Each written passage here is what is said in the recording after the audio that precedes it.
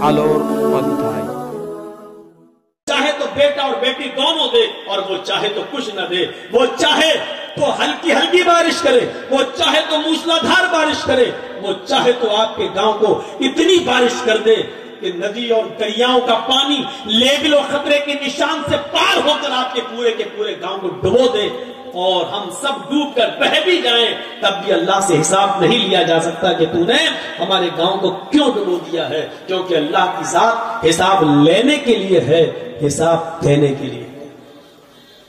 बारिश क्यों हुई हमें क्या मालूम, लेकिन हमारा ईमान ये होना चाहिए कि अल्लाह जो करता है वो अच्छा करता है। हो सकता है कि वो हमारे ईमान का जायजा ले रहा हो। देखें इस बारिश के अंदर कितने लोग जलसे में आते हैं और कितने नहीं आते हैं। हो सकता है कि वो ये देखना चाहता हो कि सहाबा किराम ने तो अपनी कुर्बानियां मैदान जंग में दे दी। देखें ये लोग बारिश के चंद कतरे इनके जिस्मों पर पड़ते हैं, कहीं ऐसा तो नहीं कि ये भाग जाएं और कुरान और हदीस की बातें भी ना सुने। हो सकता है कि वो कुछ भी इम्तिहान और आजमाइश भी तो ले सकता है वो, और ये भी हो सकता है कि इसी में हमारी भलाई हो, इसी में हमारी खैर हो, इसी में हमारी भलाई हो। हमारे और आपके इख्तियार में कुछ नहीं है, ना हम किसी को मार सकते हैं, ना हम किसी को चिल्ला सकते हैं। कैसे कह रहे हो मौलाना साहब, मौजमपुर वालों का हाल नहीं मालूम है, रोजाना मारते। नहीं, ये तुम्हारी गलत फहमी है। मारने वाला अल्लाह और जलाने वाला भी अल्लाह। उसकी मौत का वक्त आ गया है, बहाना है कि फलाने मार दिया। वो एक अलग मसला है कि मारना चाहिए कि नहीं मारना चाहिए, वो पुरानी तकरीरें उठाकर देख लो और सुन लो, लेकिन मौत का वक्त उसका आ चुका था। सन 1951 का एक वाकया सुनाता हूं आपको। गोरखपुर में एक रेलवे स्टेशन है और छोटी लाइन गोंडा तक जाती है। गोरखपुर से गोंडा, गोंडा से गोरखपुर, छोटी लाइन। गोरखपुर से एक ट्रेन चल रही है और उसको बढ़नी क्रॉस करके, तुलसीपुर क्रॉस करके बलरामपुर स्टेशन पर रुकना है। राप्ती नदी को क्रॉस कर चुकी है। ट्रेन का ड्राइवर मुसलमान है, गालिबन उसका नाम मुश्ताक है। सन 1951 की बात कर रहा हूं। उसने देखा कि राप्ती नदी को क्रॉस करने के बाद कोयले वाला इंजन होता था उस जमाने में। गाड़ी चल रही है, ट्रेन चल रही है, लेकिन उस तरफ से एक लड़की भागते हुए आ रही है और वो ट्रेन की पटरी के, ट्रेन के सामने आकर खुदकुशी करना चाहती है, मरना चाहती है।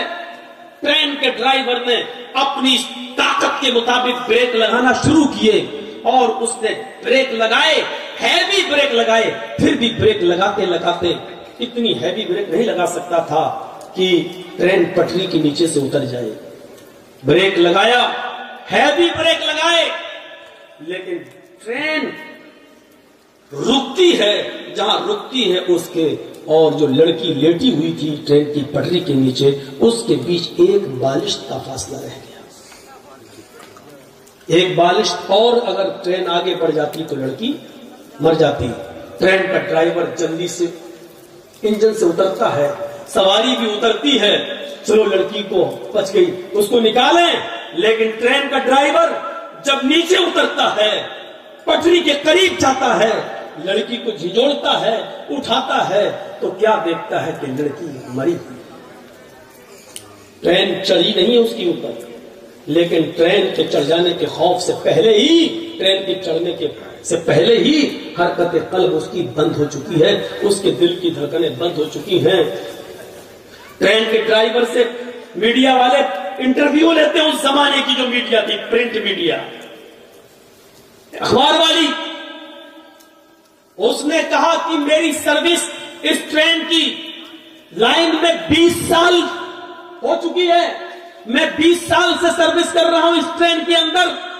मैंने अपनी जिंदगी के अंदर सबसे हैवी ब्रेक लगाए हैं, आज तक ऐसा हैवी ब्रेक मैंने नहीं लगाया।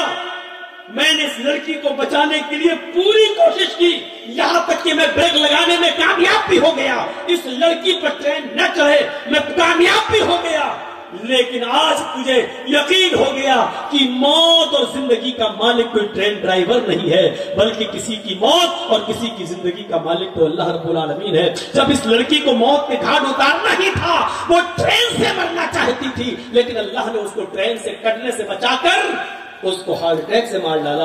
اس کی حرکت قلب بند ہو جاتی ہے اور دل کی دھڑکن بند ہو جاتی ہے. تو میرے پیارے ساتھیوں, یہاں سے آپ اندازہ لگائیے کہ آپ کسی کو مارنا چاہ رہے ہیں تو آپ نہیں مار رہے ہیں, اس کا وقت آ گیا ہے. آپ کسی کو بچانا چاہ رہے ہیں, ڈاکٹر لاکھ کوششیں کرنے کے بعد بھی, بچانے کے بعد بھی, وینٹیلیٹر پر رکھنے کے بعد بھی, آکسیجن دینے کے بعد بھی کسی کی جان نہیں بچا پاتا ہے, کیونکہ اس کی موت کا وقت آ جاتا ہے. کیونکہ یہ نظام ہمارا اور آپ کے ہاتھ میں نہیں ہے, یہ اللہ رب العالمین کے ہاتھ میں ہے. اگر دنیا میں ہمارے ہاتھ میں اس کا نظام ہوتا تو میرے بھائیو, دنیا میں پھر کسی آدمی کو موت نہیں آتی. پھر اٹل بہاری جی نہیں مرتے, اندرا گاندھی نہیں مرتی, راجیو گاندھی نہیں مرتے, ضیاء الحق نہیں مرتا, شاہ فہد نہیں مرتے. میرے بھائیو, موت و زندگی کا نظام یا پوری زندگی کا سسٹم ہمارے اور آپ کے ہاتھ میں نہیں ہے. ہمیں اور آپ کو یہ سوچنا پڑے گا, ایمان اپنا مضبوط کرنا پڑے گا. ایمان ما تشاؤون الا ان شاء اللہ, ضروری نہیں تم جو چاہو وہ پورا ہو. تمہارا کام صرف محنت کرنا ہے, تمہارا کام صرف آگے بڑھنا ہے, تمہارا کام صرف کوشش کرنا ہے. اس کو پورا کرنا نہ کرنا میرا کام ہے.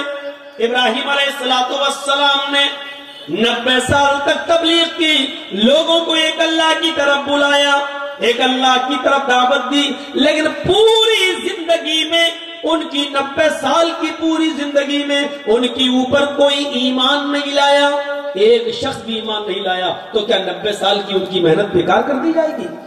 آپ کہو گے نہیں, ان کی بیوی, تو ان کی بیوی تھی وہ سارا اور ہاجرہ, رشتہ دار کے علاوہ کوئی ایمان نہیں لایا.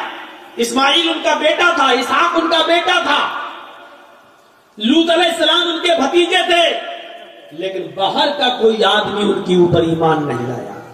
تو کیا 90 سال کی محنت بیکار ہو گئی؟ نہیں, ان کو ان کا ثواب ملے گا. محنت کرنا آپ کا کام ہے, اس محنت کو پورا کرنا, عملی جامہ پہنانا, اور اس کا رزلٹ اور اس کا نتیجہ وہ ملے جو ہم چاہیں, ایسا نہیں ہو سکتا. اللہ کے نبی نے اپنے چچا ابو طالب کے لیے بڑی محنت کی کہ یہ کسی طریقے سے کلمہ پڑھ لیں, یہاں تک کہ آخری وقت میں ان کے پاس پہنچ گئے.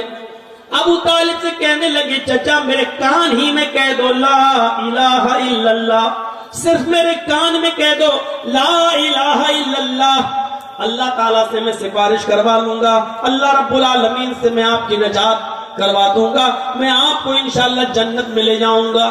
ابو طالب تیار بھی ہو گئے, لیکن وہیں ابو جہل بیٹھا ہوا تھا. کہنے لگا کہ آخری وقت میں اپنے باپ دادا کے دین کو چھوڑ دیں گے, کیا آخری وقت میں اپنے باپ دادا کے دھرم کو آپ چھوڑ دیں گے؟ ابو طالب نے کہا, بھتیجے آئے محمد, مجھے اچھا نہیں لگتا ہے کہ میں آخری وقت میں اپنے باپ دادا کا دین چھوڑ دوں. آخری وقت میں چاہتا ہوں کہ میری روح میری جان اسی دھرم پر, اسی مذہب پر نکلے جس پر میرے باپ عبد المطلب کا انتقال ہوا. لہذا ابو طالب اسی پر ان کا انتقال ہوتا ہے کہ وہ حالت کفر میں مرتے ہیں.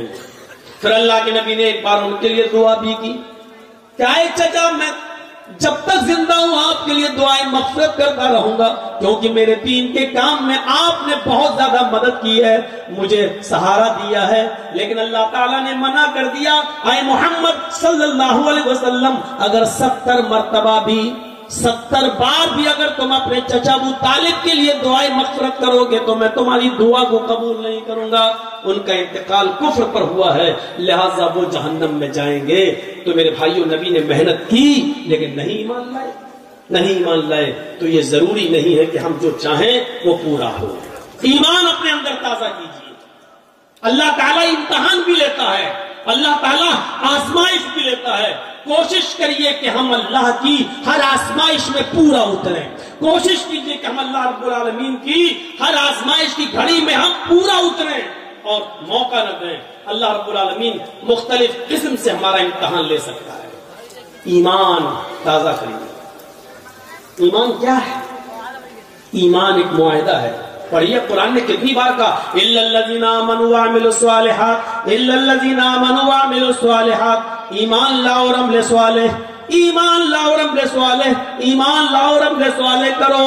کتنی جگہ اللہ رب العالمین نے فرمایا. ہر مسلمان غور کرے کیا اس کے پاس ایمان ہے؟ ایمان تو ہے. اب غور کرے کیا وہ عمل صالح بھی کرتا ہے؟ عمل صالح کیا بولیے مت. ایمان اور عمل صالح یہ دونوں لازم اور ملزوم. اب آپ کو ایک مثال دوں گا میں. ایمان کیا ہے اور عمل صالح کیا ہے؟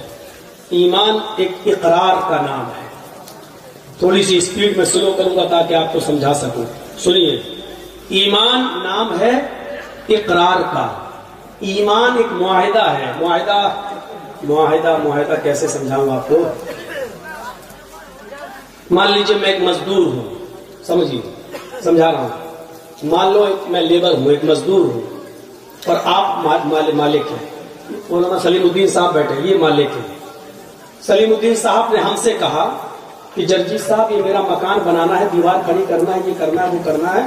آپ لیبر ہیں، آپ مزدور ہیں، مستری ہیں، بتائیے آپ کیا پیسہ لیں گے؟ میں نے کہا 1000 روپے پر ڈے.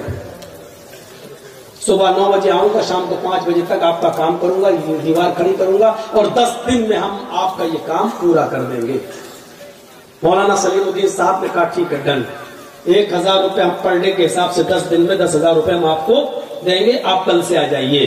ہمارا معاہدہ ہو گیا. ہمارا معاہدہ ہو گیا، اقرار ہو گیا. ہم نے بھی اقرار کر لیا. یہ ہے معاہدہ، عہد و پیمان. تم 10 دن کام کرو، ہم تمہیں 10 دن کے بعد 10 دن کی مزدوری دے دیں گے. میں نے اقرار کر لیا، انہوں نے طے کر لیا. ہم کل نہیں پہنچے، پرسوں نہیں پہنچے، تیسرے دن نہیں گئے، 10 دن تک نہیں گئے، اور 11ویں دن سلیم الدین صاحب کے پاس پہنچ گئے اور کہا صاحب آج 11واں دن ہے، 10 دن کی مزدوری ہمیں دے دیجیے. ہنس رہے نا؟ سمجھ میں آ گیا نا کہ مزدوری مانگنے والا مولوی جرجیت پاگل ہے.